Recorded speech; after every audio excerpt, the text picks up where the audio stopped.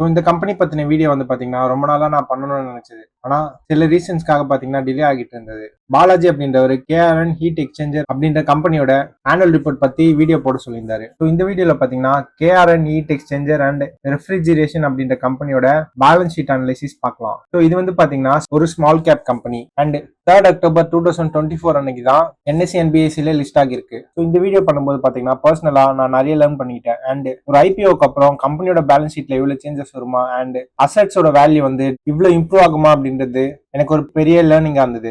And KRN heat exchanger and refrigeration அப்படின்ற company வந்து பாத்தீங்கன்னா ஒரு ஸ்மால் கேப் கம்பெனி. இந்த கம்பெனி வந்து heat exchangers and cooling components manufacture பண்றாங்க. ஸோ இந்த வீடியோக்காக வந்து கேஆர்என் ஹீட் எக்ஸ்சேஞ்சர் அப்படின்ற கம்பெனியோட ஃபைனான்சியல் 2025 பேலன்ஸ் ஷீட் தான் எடுத்திருக்கோம். இந்த பேலன்ஸ் ஷீட்டை பார்க்கும்போது ஒரு விஷயம் நம்மளுக்கு தெரியுது. கம்பெனி வந்து பாத்தீங்கன்னா ஃபாஸ்ட் எக்ஸ்பேன்ஷன் மோட்ல இருக்காங்க.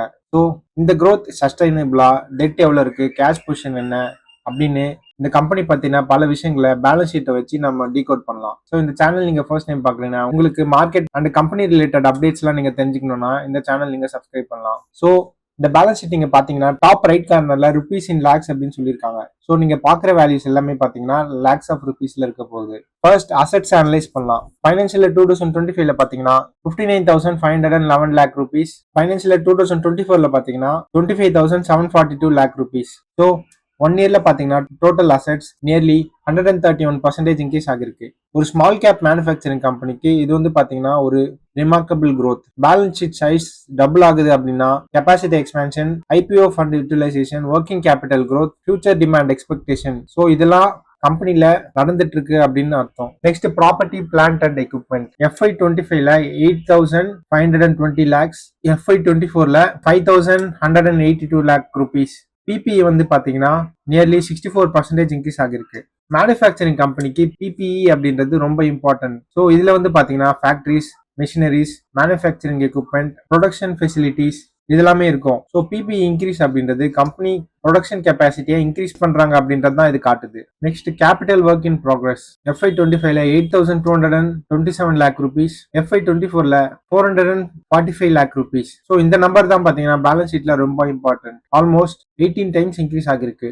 இதுக்கு மீனிங் என்னன்னு பாத்தீங்கன்னா புது ஃபேக்டரிஸ், புது manufacturing line and new expansion projects இதெல்லாமே பாத்தீங்கன்னா இந்த கம்பெனில நடந்துட்டு இருக்கு அப்படின்னு அர்த்தம். இது ஃபியூச்சர் growth ஸ்டோரிக்கு ஒரு பாசிட்டிவ் சிக்னல். நெக்ஸ்ட் கம்பெனியோட cash position. Cash and cash equivalents. Financial 2025ல பாத்தீங்கன்னா 1,026 lakh rupees, ஃபைனான்சியல் 2024ல 1,003 lakh rupees. கேஷ் பொசிஷன் வந்து ஸ்டேபிளா தான் இருக்கு. ஆனா இதுல இன்ட்ரெஸ்டிங் பாயிண்ட் என்னன்னு பாத்தீங்கன்னா பேங்க் பேலன்சஸ். ஃபைனான்சியல் 2025ல 14,090 lakh rupees, ஆனா ஃபைனான்சியல் 2024ல பாத்தீங்கன்னா 569 lakh rupees. பேங்க் பேலன்ஸ் வந்து பாத்தீங்கன்னா ஒரு ரிமார்க்கபிள் ஜம்ப். இதுக்கு முக்கிய காரணம் என்னன்னு பாத்தீங்கன்னா ஐபிஎல் வந்து வர ஃபண்ட்ஸை வந்து எக்ஸ்பேன்ஷனுக்காக யூஸ் பண்ணிருக்கலாம். அண்ட் கம்பெனியோட லிக்விடிட்டி பொசிஷன் இப்போ ரொம்ப கம்ஃபர்டபுளா இருக்கு. Next inventory analysis. FY25ல 9,586 lakh rupees, FY24ல பாத்தீங்கன்னா 8,440 lakh rupees.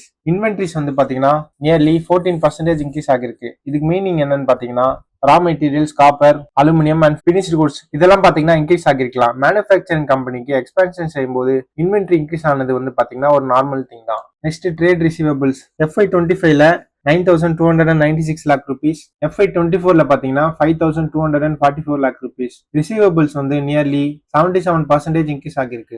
இதுல நம்ம ரெண்டு விஷயத்த நோட் பண்ணோம். ஒன்னு சேல்ஸ் அதிகமா இன்க்ரீஸ் ஆகிருக்கான்னு பார்க்கணும் அண்ட் கஸ்டமர்ஸ் கிட்ட இருந்து கலெக்ஷன் பீரியட் இன்க்ரீஸ் ஆகிருக்கா அப்படின்றத ஃபியூச்சர்ல வர ஆனுவல் ரிப்போர்ட்ஸ் வச்சு நம்ம பார்க்கலாம்.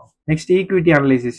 Equity share capital. ஃபைனான்சியல் 2025ல 6,216 lakh rupees அண்ட் ஃபைனான்சியல் 2024ல 4,614 lakh rupees. ஸோ ஐபிஓ காரணமா ஃப்ரெஷ் ஷேர் இஷ்யூனால தான் பாத்தீங்கன்னா ஈக்விட்டி ஷேர் கேபிட்டல் வந்து இன்க்ரீஸ் ஆகிருக்கு. அதர் ஈக்விட்டி வந்து ஃபைனான்சியல் 2024ல 8,415 lakh rupees, ஃபைனான்சியல் 2025ல 43,648 lakh rupees. ஸோ பேலன்ஸ் ஷீட்ல பாத்தீங்கன்னா இதுதான் பிக்கஸ்ட் டிரான்ஸ்ஃபர்மேஷன். அதர் ஈக்விட்டிஸ் வந்து நியர்லி 5 times இன்க்ரீஸ் ஆகிருக்கு. இதுக்கு மெயின் ரீசன் என்னன்னு பாத்தீங்கன்னா IPO funds, retained earnings and ரிசர்வ்ஸோட growth. Next net worth analysis. Total equity.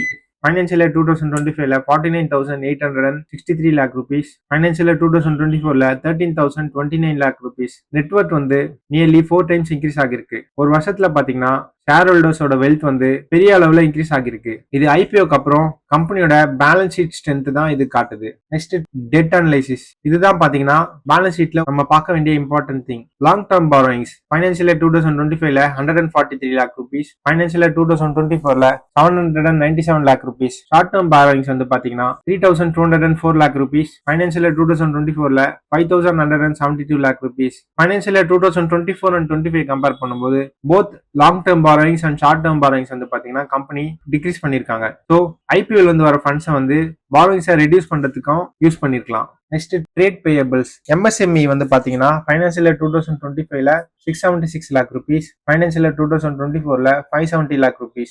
Other creditors financial year 2025ல 4856 lakh rupees, ஃபைனான்சியல் இயர் 2024ல 3090 lakh rupees. பிசினஸோட வால்யூம் இன்க்ரீஸ் ஆகும்போது பேயபிள்ஸ் வந்து இன்க்ரீஸ் ஆகுறது ஒரு நார்மல் திங் தான். இது வந்து பாத்தீங்கன்னா இப்போதைக்கு ஒரு மேஜர் கன்சர்ன் இல்ல. ஸோ மொத்தத்துல பார்க்கும்போது KRN heat exchanger and refrigeration அப்படின்ற கம்பெனியோட ஃபைனான்சியல் இயர் 2025 பேலன்ஸ் ஷீட் வந்து ஒரு ஃபாஸ்ட் க்ரோயிங் மேனுஃபேக்சரிங் கம்பெனியோட பேலன்ஸ் ஷீட்டை டினோட் பண்ணுது. ஐபிஓ ஃபண்ட்ஸ்க்கு அப்புறம் பாத்தீங்கன்னா கம்பெனியோட நெட்வொர்க் வந்து பெருசா இன்க்ரீஸ் ஆகிருக்கு. கேஷ் பொசிஷன் வந்து இம்ப்ரூவ் ஆகிருக்கு.